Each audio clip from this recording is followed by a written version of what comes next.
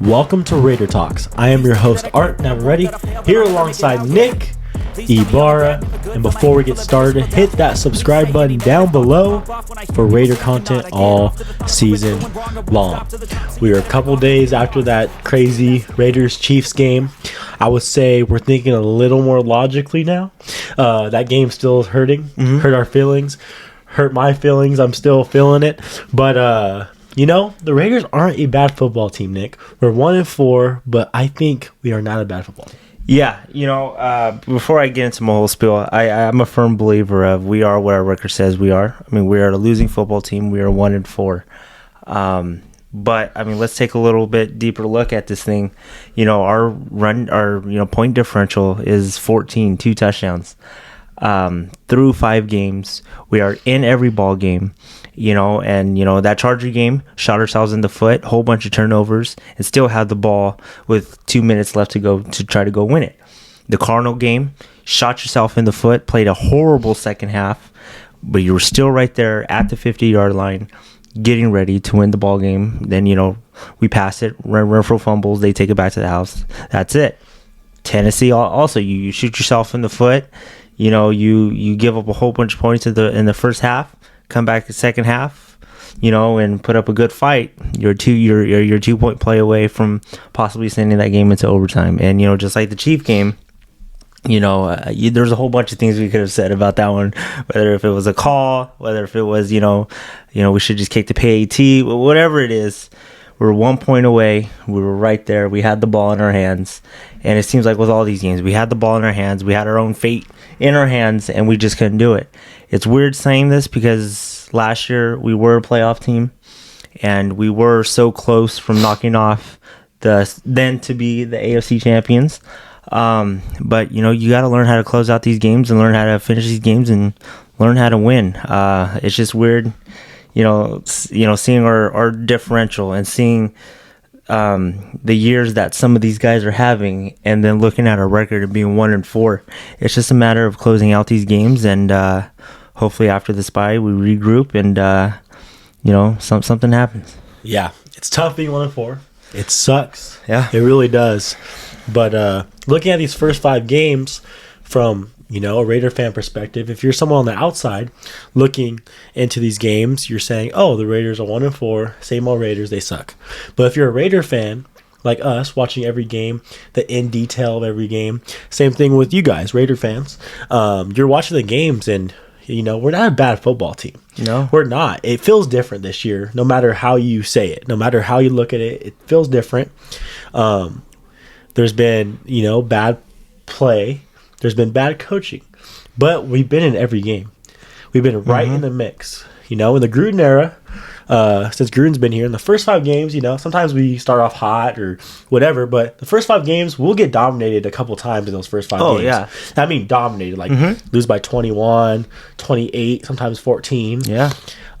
Maybe even 30 a couple times. But this time, it feels different. Every game's close. We're in every game. We're in the mix. So we're a decent football team. We just need to learn how to finish. This is the bye week. Let's see if we can regroup a little bit. And, schedule gets a little easier. Yeah, schedule does get a little easier. Me and you talked, before to this one on this show about this was a gauntlet. We looked, Chiefs are going to be tough.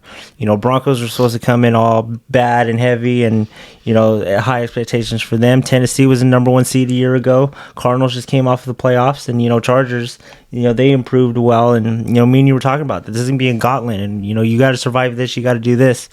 We exit out of there with 1 win. I said this on last show. You can have every possible outcome. We could be 5-0. We could be 4-1. We could be 3-2. We could be 2-3. We are 1-4. We are what our record says we are. We're a losing football team. But just go back to what you said. I mean, you look and it's not as bad as you think. And with everybody, playing good and well, I know we were a couple of things short against the Chiefs, but how everybody played against a really great football team, I mean, that could be a little bit of momentum carrying, over, into this bye. You get 2 weeks to prepare, and and then you come out against the Texans, who, are struggling also, and these next 6 games could be a breeze if everything works out well. It's just you have some like, we can do this. The way we're playing, the way the outcomes are, it's just a minor fix, and we can win these ball games. But then also, you're looking at all these ball games, we're just finding ways to lose. So, are we going to find ways to lose, or are we going to find ways to win and avoid all this nonsense that's been going on for this past 5 weeks? Yeah. But at the end of the day, it feels different. We're 1-4. It sucks, but a lot of season left to play. I mean, a lot of season, 12 games left. The season's not close to being over. Even Stephon Diggs went on a show and said the Raiders are a good team. The record doesn't reflect how good they really are, and they're going to be in the mix by the end of it. And I think they're going to be in the mix. People are giving up, and if you're giving up, I'm not going to bash you or anything. I get it. We're 1-4. Yeah. We're 1-4. I get it, but we're in the mix. No matter how you look at it, we're playing decent football. We're playing okay football. If we play good football, we're going to be all right. Yeah, I mean, at times we're not playing a complete football game. We're struggling at times. We're doing the wrong thing sometimes, and we're still within a possession. It's still right there within our grasp. We have yet to get our ass kicked. Yeah, and I think that's a very great thing. There's some teams in the past where, we're 1-4, but those 4 games that you lost, your differential is crazy and out of this world. We've been in every ball game. We have climbed back, and we have made things interesting. Getting into seconds left in the game, or your minutes or seconds left into this game, and it gives you hope a little bit that this is a different 1-4. This is just different completely around. Hopefully everybody goes home, relaxes, rests up, studies the playbook a little bit more. You got 2 weeks to prepare for Houston, and really 2 weeks to prepare for this long season. This, I think, what is it, 12 games now? This 12 games that we have coming up, and stack as many wins as possible. I mean, this is, if you would have told everybody Raiders gonna be 1-4 at a bye, this no one would have believed you. We are a good football team on paper. It has yet to kind of show on the field. We've seen glimpses of it, but we can't finish. Hopefully things change, everything is good, and we come out firing and everything high powered, and we get after this thing. Yeah, I mean, we've seen some really bad Raider football teams, right? Really bad. Mm-hmm. Really bad teams. We've seen worse teams than this have a better record than we do now after 5 games. But, man, this is not a bad football team. And I'm going to keep saying it. This is not a bad football team. We're almost finding ways to lose right now. Let's see how resilient this team is, and we'll learn about this team after this bye, because we're finding ways to lose. Let's see if we can learn how to find ways to win. Let's see if we can stop putting us in positions to lose. Stop the penalties that put us in position to lose. Stop some play calls that put us in position to lose. Hopefully the coaching gets better, the players get better, and just the whole organization in general. And we have this bye to regroup a little bit, and we'll see what happens. I mean, personally, I want to just go play this week, get our win, then we can take our bye. But we have our bye this week. Let's take advantage of it, and let's, like you said, study the playbook. Fill the cracks a little bit, and then we'll see what happens. But we're not a bad football team. We're 1-4. It sucks, but there's a lot of season left, Raider Nation, and we have a chance of doing this thing. This team is they're really solid, and I think we could be great still. Yeah, and we've seen this Raiders team, go on runs before. Back in 2016, they went on an incredible run, and at one point we're 9-2. We finished that season 12-4, but at one point we were 9-2. Last year, 6-7, you finish out the season 10-7, and and I think years before that we had great records, and then the late year collapse. We know that this team can put wins together, and I think it starts a couple Sundays from now in Houston. I think this is a very much needed bye. Everyone's frustrated, everybody's kind of going crazy, and let's talk about the 2001 Raiders. Yeah. They won 4 in a row. They lost 4 in a row. Ended up at 4-4. Raiders are 1-4. 3 doable games. We get back to 4-4. I mean, I hate to look that far ahead. Let's just beat Houston. Let's beat Houston. But if we can somehow get back to 4-4, 500, a clean slate, everyone forgets about the first 3 games, and let's get on a roll. Let's get rolling. And this team is so capable of doing that. And hopefully, you just hope that we learn from these mistakes early in the season, early in these 5 games, and we fill the void a little bit. So we'll see what happens. I mean, it's very interesting. This season just feels weird now. It feels weird because we're good, but we're 1-4. This is how negative and positive. This is how weird this is. This is the season is. We're 1-4. Our point differentials -14. And you said it in the pregame for the Raiders Chiefs that ESPN FPI had Chiefs winning 66% chance of winning. I looked at the rest of our games for the season. According to that ESPN FPI, we are favored in every single one of them except the Chief game at the end of the year. That's crazy because that has all the analytics, all stats, all roster versus roster on paper. I know you still got to put the ball down and play, but I mean that's. So you're saying we're gonna be 12-5? That's what that FBI is saying. But I'm just saying, you look at stats, and if you really want to get deeper into this thing, and this just answers your question. We're not a bad football team. You know what's weird about this? Know what's really weird? We have the best edge rusher in football. Yes. Number 1 edge rusher in football. Right? Yeah. We have a top 3 running back in football. Mm-hmm. We have the best wide receiver in football. Carr's played like a top 10 quarterback the last 2 games. Yeah. We're 1-4. 1-4. This is what's weird about it. It's very weird. I would say Denzel Perryman's a top linebacker too. Yeah. I mean, that's not far-fetched at all. No. I would say Darren Waller. Man, do you want to talk about Darren Waller a little bit? I mean, it's frustrating. Darren Waller is frustrating, but he has an ability to be a top 3 tight end, and we're 1-4.